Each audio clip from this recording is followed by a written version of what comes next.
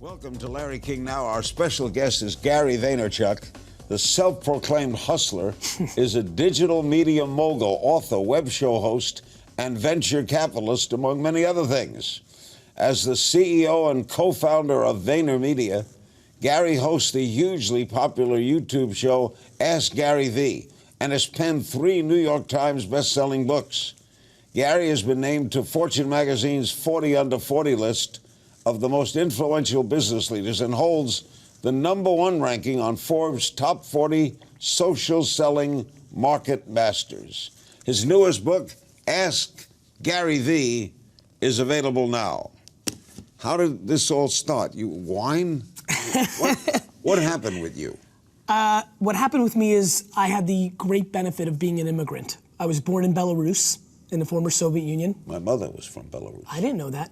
Minsk, I think. Yeah, I was born 40 minutes from Minsk and came to the States in '78 when they let some Jews out of there. And we set up in Queens, and my parents lived the American dream. They worked very hard. My dad was a stock boy in a liquor store in Clark, New Jersey, and eventually became the manager of that store, and eventually saved up enough money to buy a store in Springfield, New Jersey. I was lemonade stands, baseball cards, real hustler kid, blow pops, anything to make a buck. And at 14, I got dragged into the store. You know, oldest son, immigrant family. I always tell people, Larry, that I lived their grandparents' life more than theirs, right? I'm a couple of generations behind most. I did it in the 70s and 80s and 90s when most people did in the 30s, 40s, and 50s. You're a legal immigrant. I am, thank God. Okay. Otherwise, I probably wouldn't do the show. Okay. I fell in love with people collecting wine when I was 17 because I was into collecting sports cards. That was my connection point. I wanted collecting. I wanted to build 4,000 wine shops. I was going to build a Toys R Us of wine, sell the franchise, buy the New York Jets. That's what the plan was. Heard the internet my freshman year of college. Heard that sound, knew that it was special. And in 1996, I launched one of the first e-commerce wine businesses in America called WineLibrary.com. Took over my dad's business, kind of running it day to day in 1998 alongside with him. And from 98 to 2003, helped grow that business from a $3 to a $60 million business. That became the foundation. Built that on e-commerce, email marketing, banner advertising, Google AdWords, things that the marketing world didn't believe yet. And then YouTube came out. And I started a wine show 4 months after YouTube started. And you are not a wine expert, though. I grew up a wine expert. From 15 to 30, in those 15 years, my whole life was wine. Were you always successful? In everything but school. Didn't do well in school? Poor. Terrible, actually.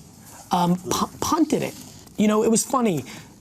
And this is where I give my parents enormous credit. And it's funny, it's a business book that says self-awareness. My parents grew up, and I give them so much credit, in a world where all their contemporaries, and you know this, education's the way out for immigrants. Sure is. My mom recognized that I was a merchant, an entrepreneur, a promoter. So did school fail you, or you failed school? School failed me. School's failing entrepreneurs every single day. Because? Because it's not built for entrepreneurship. It's built for workers. You know, if you're being taught to play within the lines, and there's nothing being taught that maps to the entrepreneurial market. As a matter of fact, my biggest cynicism when I sit across an entrepreneur today is if they are too successful at school. I probably look at Ivy League grads starting startups right now with more of a negative light than I do somebody who wasn't as good. Because what I've learned over the last 5 to 7 years, and by the way, in the last 2 or 3 years, I've taken a step back on this because there's too many entrepreneurial friends who've gone to great schools that have been successful. So this is not a blanket statement, but I will tell you that in a world of private schools, in a world of mommy and daddy having a lot of connections, that when you go from 12, 15, 18 years of that ecosystem and you go into a market and you create an app, the market doesn't give a crap who your dad is. The market responds to your product, and a lot of these kids have not been able to take the punch in the mouth that comes along with entrepreneurship. You're big on self-awareness, right? Huge. How does one get to be self-aware? I don't know. So how do you teach it? I don't know, but I know it's damn important. And so I know where I start and where I stop, Larry, and I wish, honestly, I'm curious to see over the next 40, 50 years of my career if I figure it out. I think that the things that I've been pushing people to do is, one, create an ecosystem where you make the people closest to you feel comfortable to tell you the truth. So one of the things I've been asking for people to do is tell your mom and dad and spouse, best friend, coworker, hey, tell me the truth. What am I good at? What am I bad at? And spend a month or two to get them comfortable to actually tell you the truth, because the people that love you sure don't want to tell you. How did the website thing come about? Way back when? I mean, your web show. Or the web show now. The biggest thing you do is your web show? The biggest thing I do right now is I run a 650-person social media digital agency that works with the brands like Toyota and Pepsi, and that's called Vayner Media. And what does Vayner Media do? We're a modern-day Mad Men. We're a Madison Avenue agency. The same people that used to sell commercial time on anything you ever did in radio and television, we now do that on Facebook, Snapchat, Instagram, and we produce the creative for the brands to sell stuff through the phone. Because Larry, and I'd love to get, I'd almost want to, I know we're doing a show here, but I'd love to get your thoughts maybe after, maybe right now, who knows. I think we're living through a very interesting moment. I believe that the telephone is becoming the television, and the television is becoming the radio. And I've been spending a lot of time studying the transition in the late 50s from radio to television, because this is the first time we've had a platform shift in our society in a half a century, and I think it's a very big deal. And I've been spending an enormous amount of time, the last 5 years, trying to be the best storyteller for that platform. Next, utilizing the digital world for your entrepreneurial benefit, how social media can transform your business. Stay with us.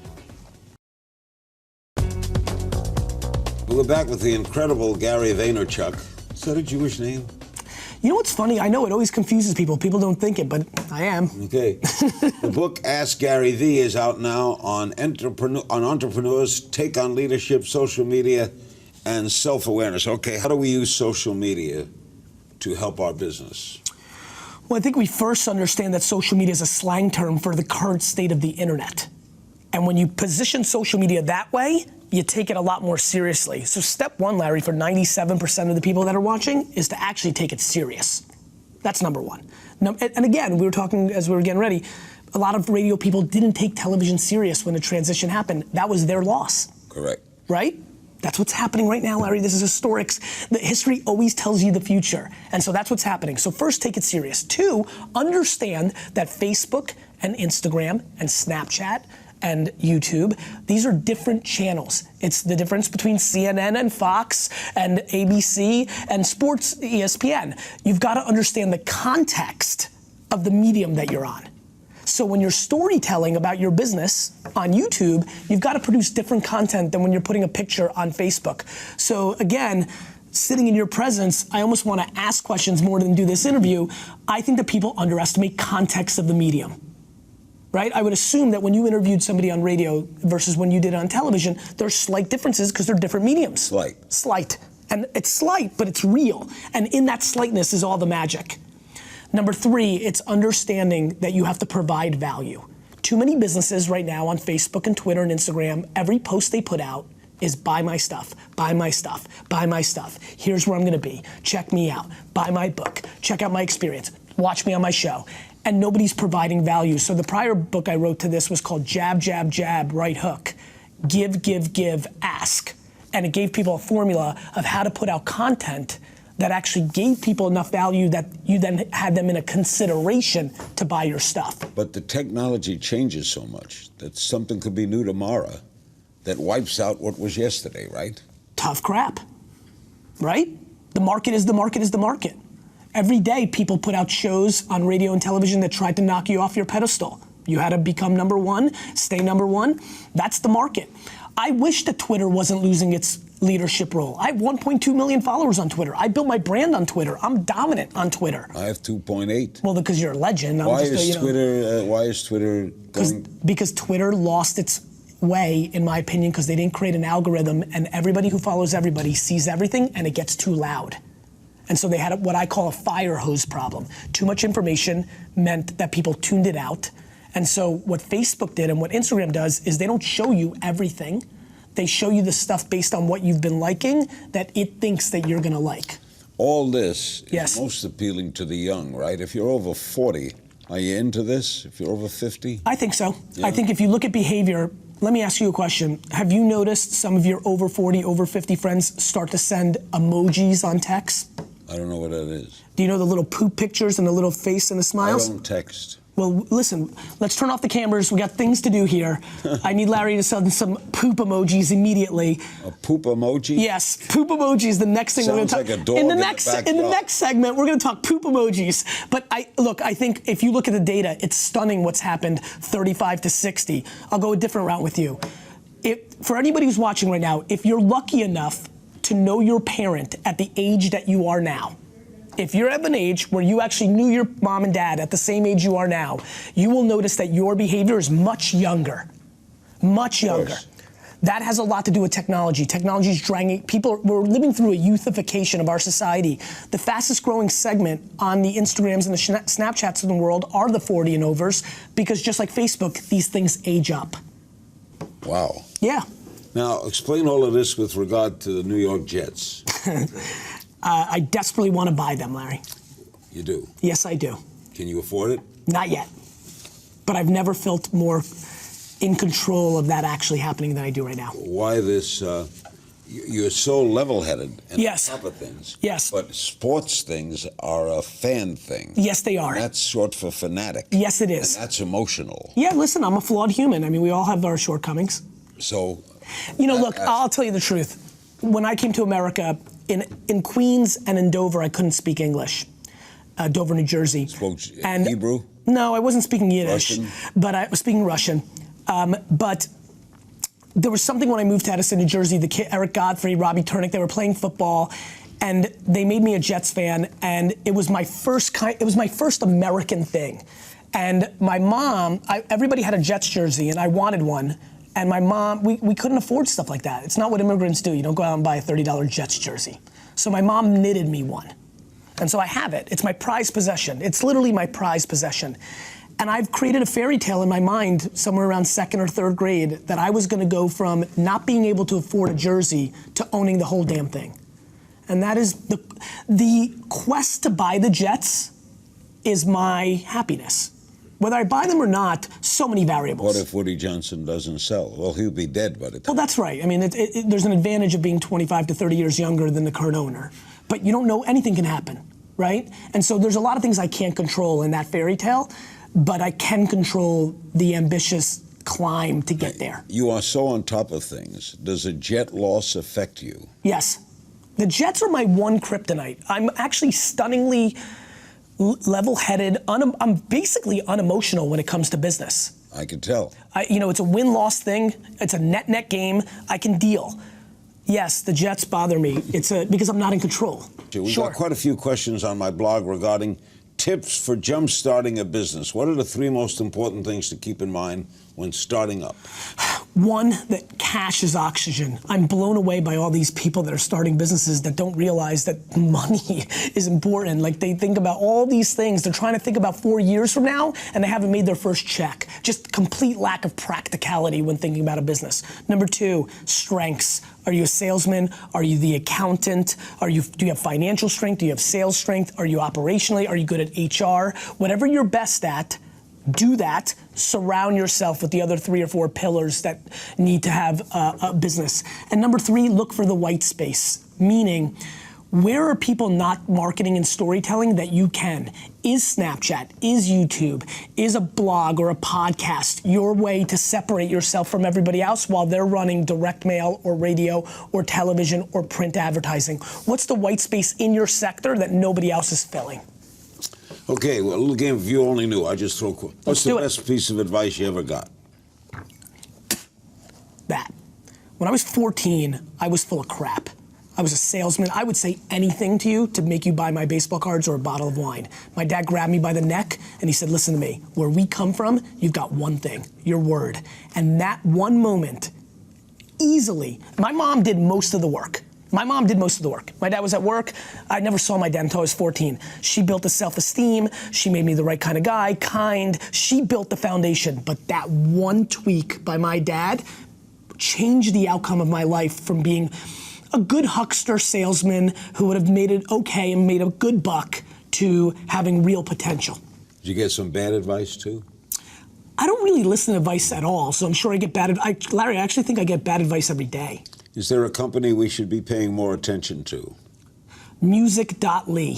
It's the emerging thing. Snapchat's the one for most people, but I'm making that assumption that as people continue to watch this, they'll know about that. Music.ly is the emerging social network with junior high kids in America and China. It has a chance. Your biggest failure and what you learned from it? I think my biggest failure was when I transitioned from day-to-day in the wine business to starting VaynerMedia. I wrote a book called Crush It that became a big New York Times list. I started 3 other businesses. I was like a guy that came out of a long relationship and wanted to date everything. I learned that even though my brain tells me I can do everything because I work 15 to 18 hours a day, I can't. And you only have so much energy and focus, and I need to cut that in. What industry is on the verge of exploding? Virtual reality.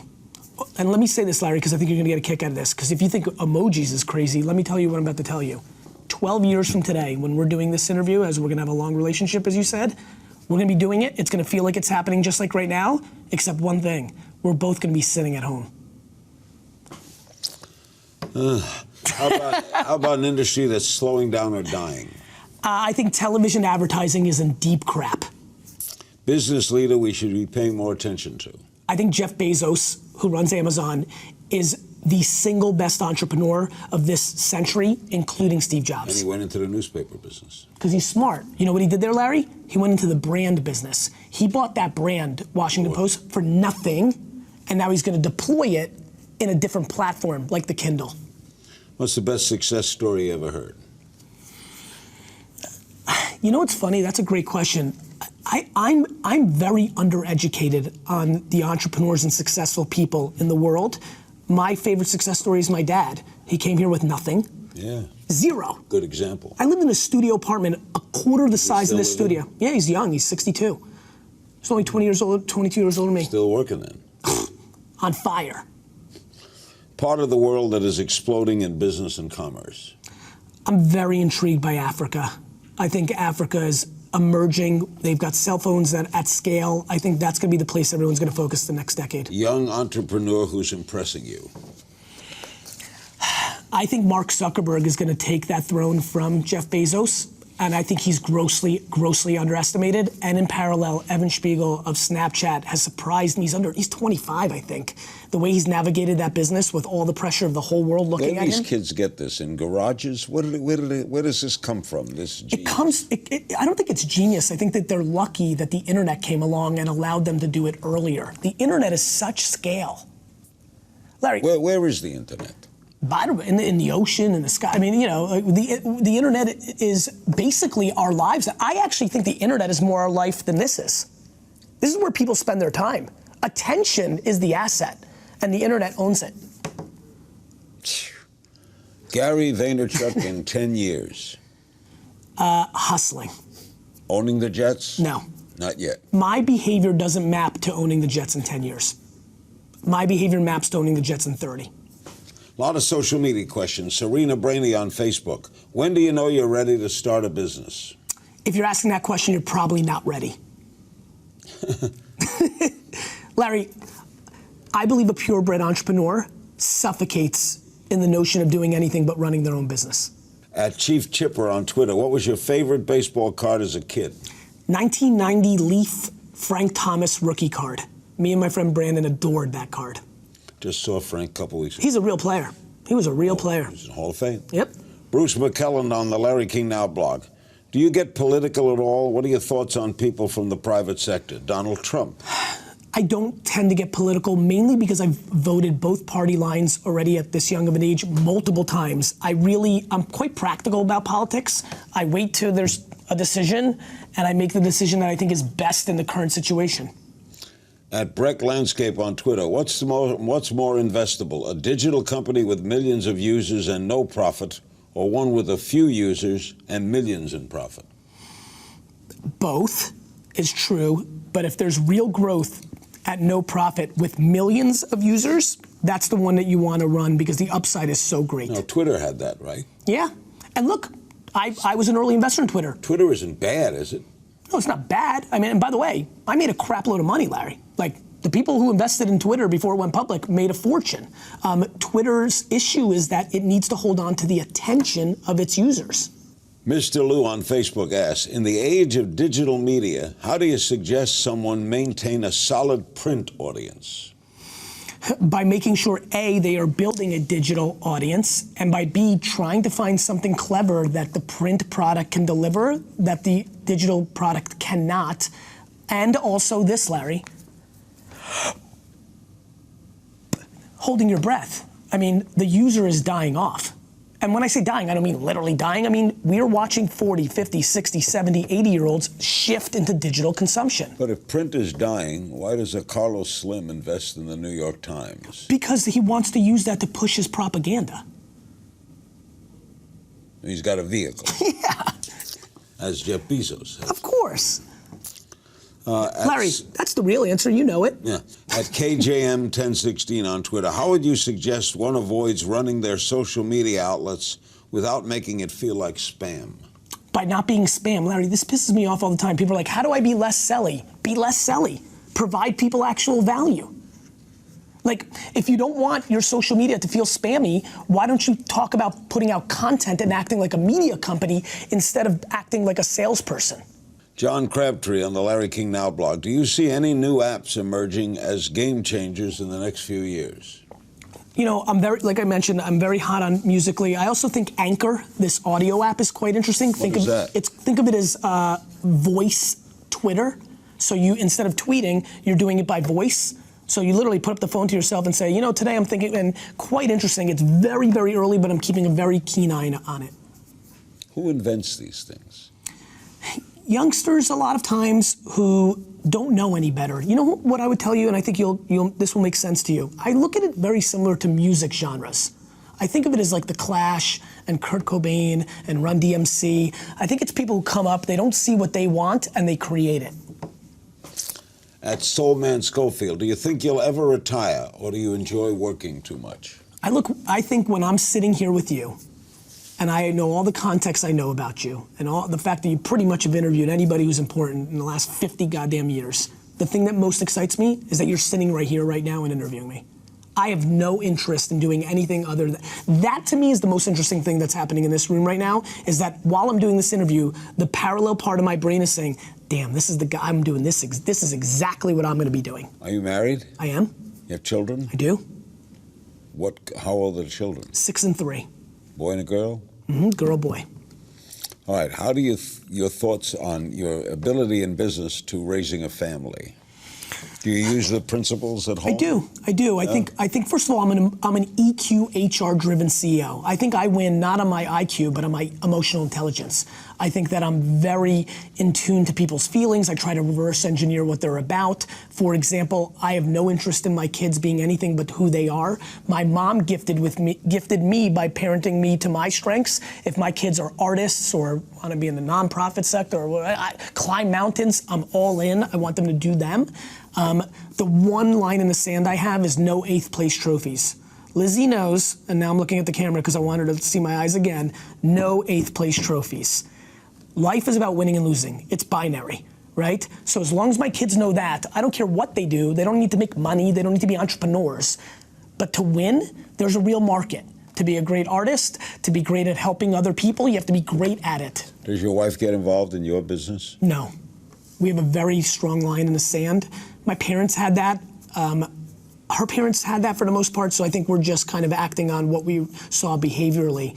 I don't like, look, when you're the CEO of a company, when you're the top dog, you're only in the negative issues business. I'm a firefighter. All I'm dealing with is headaches. What's gonna happen right now? I'm gonna step out of here, and I'm gonna look at my phone, and there's gonna be 7 things I have to deal with that isn't a fun thing to deal with. So to come home and pour that on my wife isn't interesting. I don't have anything positive to say. On a micro level, it's all negative. It's the macro level that's awesome.